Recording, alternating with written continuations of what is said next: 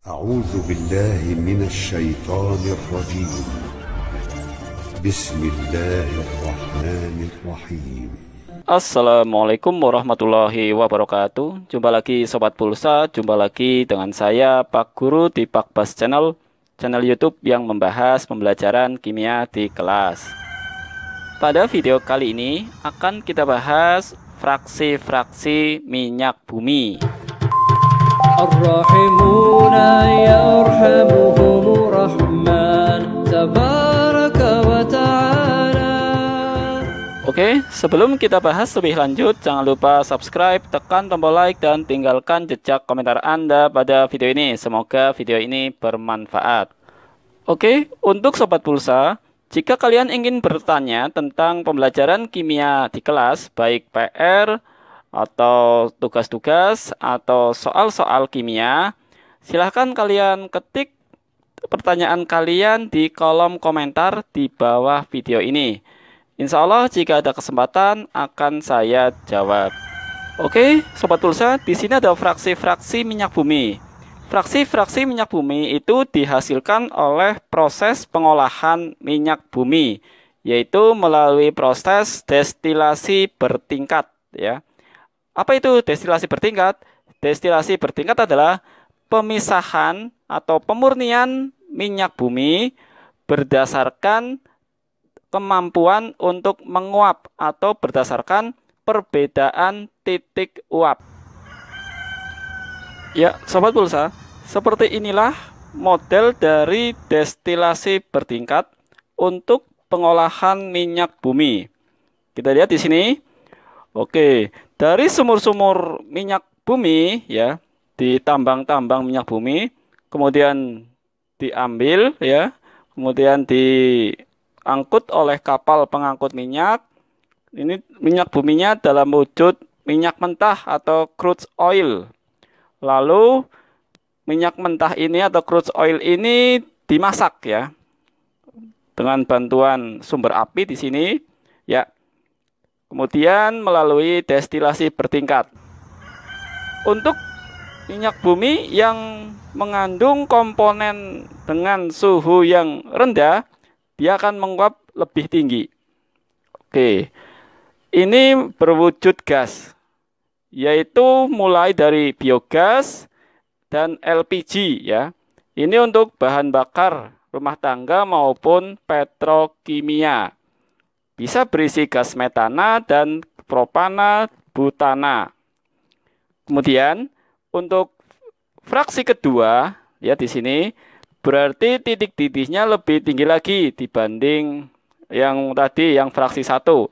Fraksi kedua itu berisi petroleum ether, ya. Petroleum ether di fraksi kedua ini. Apa yang dimaksud petroleum ether? Petroleum ether itu adalah pelarut, digunakan di pabrik, ya, atau dry cleaning juga bisa. Kemudian bensin, nah ini fraksi kedua itu juga mengandung bensin atau gasolin, ya. Bensin bahan bakar kendaraan bermotor. Lanjut fraksi ketiga di sini, ya, berarti titik didihnya lebih tinggi lagi, ya, karena dia semakin berat, ya, maka titik didihnya tinggi. Kemudian itu menghasilkan nafta. Lalu apa yang dimaksud nafta? Nafta adalah bahan dasar plastik, karet, pestisida, dan kosmetik, yaitu nafta namanya, dari minyak bumi. Kemudian kita naikkan lagi suhunya. Ternyata yang menguap itu kerosin atau minyak tanah, ya. Suhu 170 sampai dengan 250 derajat Celcius. Berarti ini apinya semakin panas. Kemudian ini di sini kerosin atau minyak tanah. Ini manfaatnya untuk bahan bakar rumah tangga. Kalau di negara berkembang atau negara maju, minyak tanah itu digunakan sebagai bahan bakar roket ataupun mesin jet pesawat, ya. Kemudian setelah minyak tanahnya habis, ya, kita naikkan lagi suhunya. Oke, semakin panas, yaitu pada suhu 200 sampai 250 derajat, maka akan muncul uap solar. Solar itu berfungsi untuk bahan bakar kendaraan diesel ya, dan juga untuk pelarut. Setelah uap solarnya habis, lalu dipanaskan lagi minyak mentahnya, yaitu pada suhu 250 sampai 500 derajat. Maka ini terjadi uap oli atau pelumas ya. Oli pelumas jelas itu fungsinya untuk kendaraan bermotor dan mesin-mesin ya. Ketika untuk fraksi oli atau pelumasnya habis, kita naikkan lagi suhunya lebih tinggi di daerah 250 sampai dengan 500 derajat, yaitu parafin. Apa sih yang dimaksud parafin? Parafin adalah bahan bakar atau bahan dasar lilin. Oke, berarti wujudnya sudah padat. Jadi semakin ke bawah di sini nih wujudnya semakin padat. Kemudian setelah parafinnya habis, uap parafinnya, lalu dipanaskan lagi di atas suhu 500 derajat Celcius, maka akan muncul residu di sini ya. Setelah ini titik didihnya di atas 500 derajat Celcius, oli parafinnya habis, maka tersisalah residu. Residu itu apa?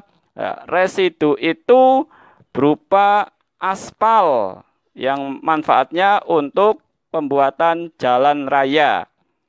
Bisa kita perhatikan di sini. Di sini C1 sampai C4 ya. Kemudian untuk bensin C7, C8, solar C16 ya ke atas, parafin C30 ke atas, sedangkan aspal C-nya lebih banyak lagi. Berarti di sini wujud gas ya. Di sini wujud cair. Di sini wujud padat. Semakin banyak atom C-nya, maka wujudnya semakin padat. Semakin sedikit atom C-nya, wujudnya semakin gas.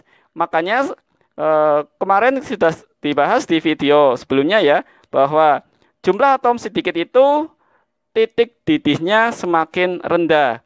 Jumlah atom C yang banyak, maka titik didihnya lebih tinggi. Karena dari wujudnya saja sudah berbeda. Kalau di sini wujudnya gas, sedangkan yang banyak C-nya wujudnya sudah padatan. Jadi ringkasnya, proses pengolahan minyak bumi itu berdasarkan titik uap dan titik didih dari minyak bumi tersebut.